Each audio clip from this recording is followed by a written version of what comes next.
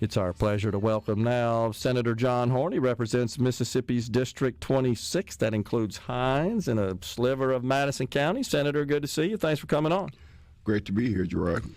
So when I ran into you a couple of weeks ago, I think you had just completed an interview with Mary Wheaton here in the studio, and you made it public that you're running for mayor of the city of Jackson. That's correct. We made our announcement actually 2 weeks ago today. Okay. What prompted you to jump in the race there, Senator? Well, I think that the people of Jackson are exhausted, they're tired, they're disappointed, they're demoralized, and they're looking for some hope and some opportunity with their local leadership, which they don't find right now. I believe that there's a lot of promise in our city and that we can't give up on the city. I'm not ready to give up on Jackson. A lot of other folks aren't either, but we know that we need better leadership than what we have right now. Yeah. Did you receive some encouragement from some folks in the city?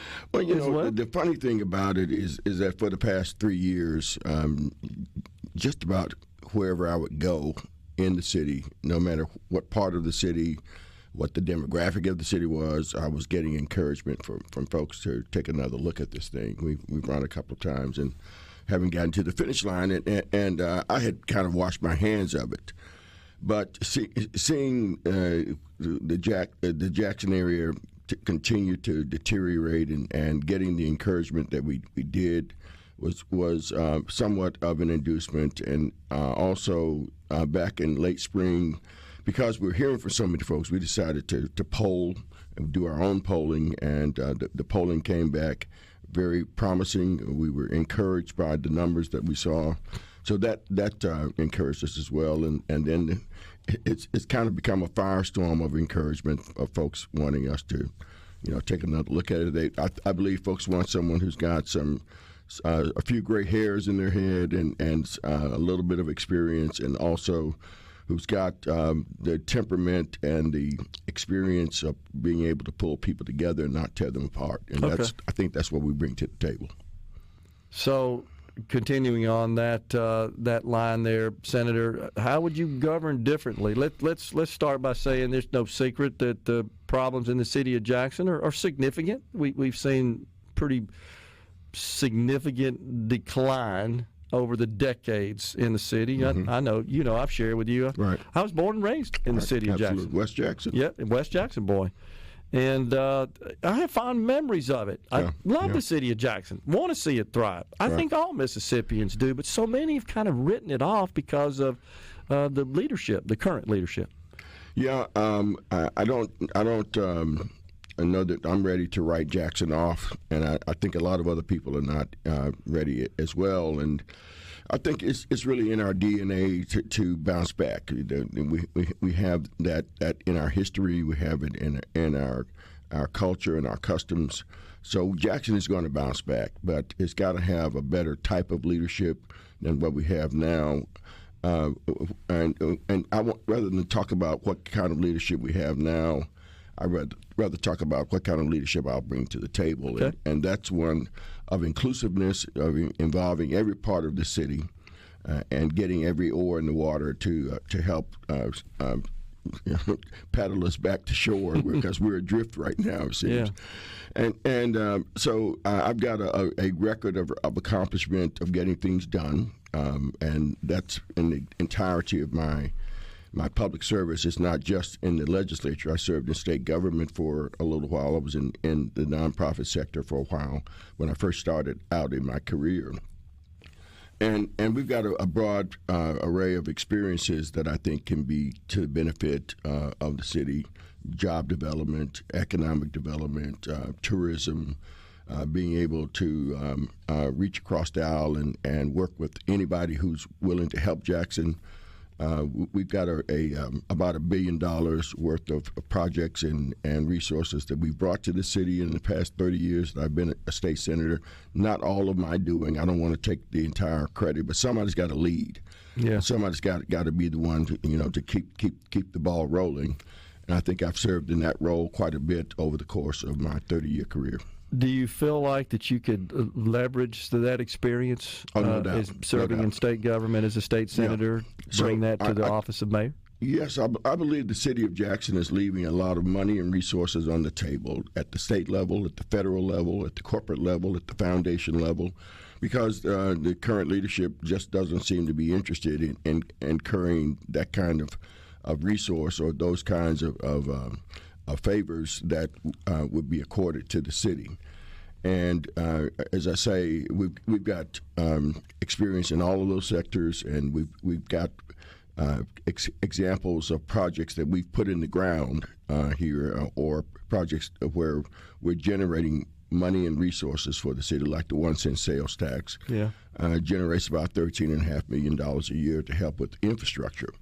My very first project that I cut my political teeth on is the JSU Metro Parkway, now the Robert Smith Parkway. Yep. Which people don't recall. Before we built that road, getting from downtown to Jackson State, you had to drive through burnout houses, crack houses, a lot of dilapidation, a lot of blight. You don't have that now in that main corridor leading from Jackson State to downtown and vice versa. We were able to get the convention center in the ground. I first did a bill to create the telecom center, which was the precursor to the convention center, and then worked to get the convention center funded as well. And probably the project that is nearest and dearest to my heart is the Civil Rights Museum. We were the original author of the Civil Rights Museum, got the first money to start the ball rolling on engineering and design work for the Civil Rights Museum. And $120 million later, we have the only state-supported Civil Rights Museum in the country. Awesome facility, too. So a lot of folks, of course, talk about the corruption that they at least perceive exists. I mean, some of it has been confirmed and vetted, but I think there's just an overall feeling that there's corruption that occurs in the city. What are your thoughts about that? Well, you know,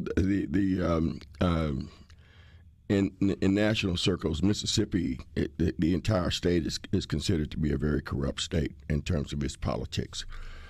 In the city of Jackson, because we have the spotlight of the media and we're the capital city, the largest city, a lot of attention is paid to what's going on here. And in recent months, we've heard and seen cases that have popped up that show that some things that are untoward have been going on in Jackson regarding a convention center hotel. There may be some contracts that were inappropriately awarded for city work. There are all these rumblings, and one of the things that I'd like to bring to the city hall is a sense that if you do what you say you're going to do, you do it with transparency, and you don't do it for any personal benefit or gain. Okay. One of the things that I've always thought, honestly, contributes, if not doesn't spawn much of the corruption, are the procurement policies in the cities. That's something you're familiar with? You know, yeah, I'm fairly familiar with it, and in professional services, you always have wiggle room on contracts because trying to figure out, you don't have to go with lowest and best. You can go with whomever you think best qualifies for the project, and that can be very subjective, and so that lends itself maybe to some things going on that may not be prim and proper. The lowest and best bid process is pretty tight. I would like to see it get loosened up a little bit, but because who you have who comes with the lowest bid may not always be the best bid, but if you're the lowest and you're deemed to be not the best, then that invites lawsuits and litigation. But and on the whole, I think that our bid laws are good for rooting out any kind of improper activities. But in the professional services, there's a lot of wiggle room. I agree. I think that ought to be repealed, honestly. I think those should be more competitively bid and more objective. But specifically in the city of Jackson, you've got the minority business enterprise requirement. Mm-hmm. That we can talk about this on the other side of the break if you want to continue on. But that's something that I've always felt perhaps breeds corruption in the city. Well, I don't necessarily agree with that, but we can talk about it after. Okay. We're coming right back with Senator John Horhn. Well, studio, we're visiting with Senator John Horhn. He's announced that he is a candidate for mayor of Mississippi's capital city, the city of Jackson. So I appreciate your comments there, Senator, about the procurement process, and perhaps needs some analysis and might be subject to some reform. But specifically in the city of Jackson, and there's some other towns in the state as well, I believe, there is a preference granted, preferential treatment to who qualifies as a minority business enterprise, what the city calls an MBE. So when they're evaluating bids and responses to requests for proposals from very large projects down to even smaller ones, they look for a certain amount of participation by a minority business enterprise. And I don't remember all the various characteristics that qualify a company as being a minority business enterprise, other than it's got to be primarily owned by whom the city lists as minority people. Mm-hmm. That there's preferential treatment given in the bid process, and I just believe that breeds corruption. That there are a lot of people out there that raise their hand, that insert themselves into proposals and contracts and to satisfy that requirement. They're getting compensated just for their minority status, but really not contributing anything necessarily to the project. Yeah, well, I think that's more myth than reality.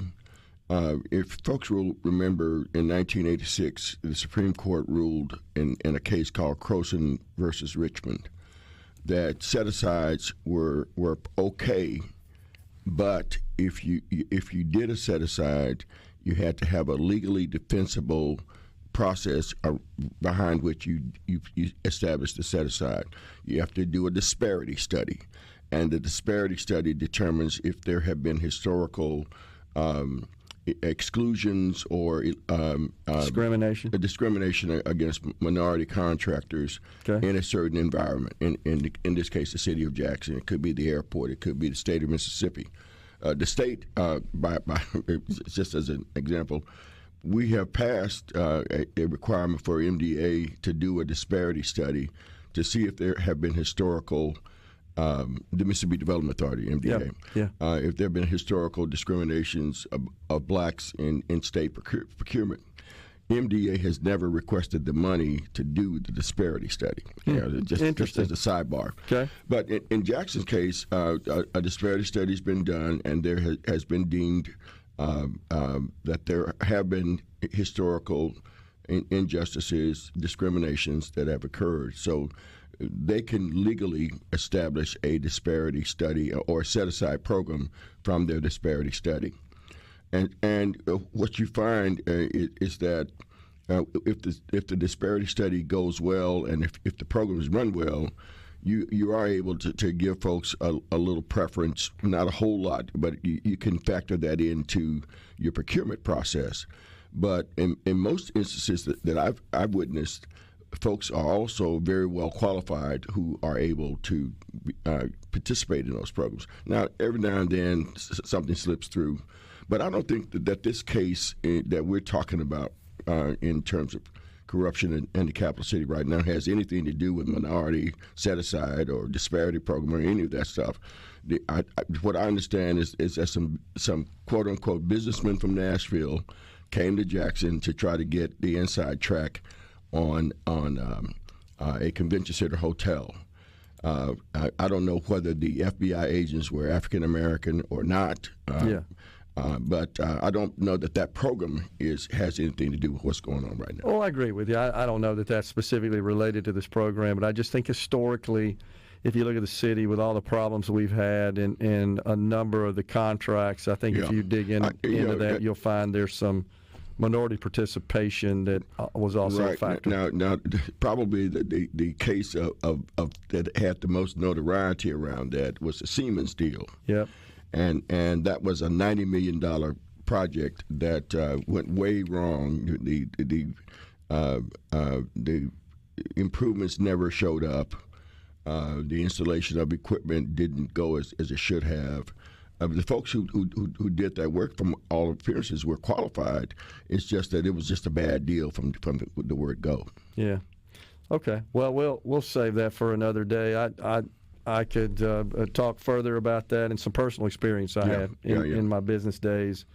That I just feel like that's a huge problem in the city of Jackson that's affecting. You talked about the Siemens deal, the meter problem, the water problem, the infrastructure problems, IT, roads and bridges, and Right. just the list is fairly endless because the city procures lots of services from third parties. So, Yeah, and my experience is that this administration has not really been all that gung-ho on implementation of any minority set-aside programs. The incumbent, when he first was seated, went so far as to say that there wasn't any black business capacity in the city of Jackson, which is a total lie. But he said that, and so he set the tone for minority participation, taking a nosedive during his administration. But what's going on now is much deeper. Yeah, is much deeper, and it involves if everything that has been rumored and said is true, then it's a much deeper problem, and it's about the hubris of power, in my opinion. I agree that I don't necessarily think that the minority participation requirements in the procurement policies of the city of Jackson are a contributing factor to the current issue that I don't think so. is surfaced and seems to be getting traction with news we just got today that our news department just wrote about. There's another person that's come forward and admitted, I should say, their participation in a bribery scheme that's been plaguing the city for a while, and there are a number of other conspirators listed in this document whose names have yet to be revealed. Right. So it sure points to there being more people in city government. Already one council person, Angelique Lee, as you know, ended up resigning as a result of accepting bribes and admitting to it. Yeah, no, I think her resignation was part of the deal with the feds. Yeah, I suspect that's the case, and we may see more of that coming. Right. So it feels like we got to clean that sort of stuff up first to start making progress. Well, I think we got to follow the money first, Gerard. Yeah.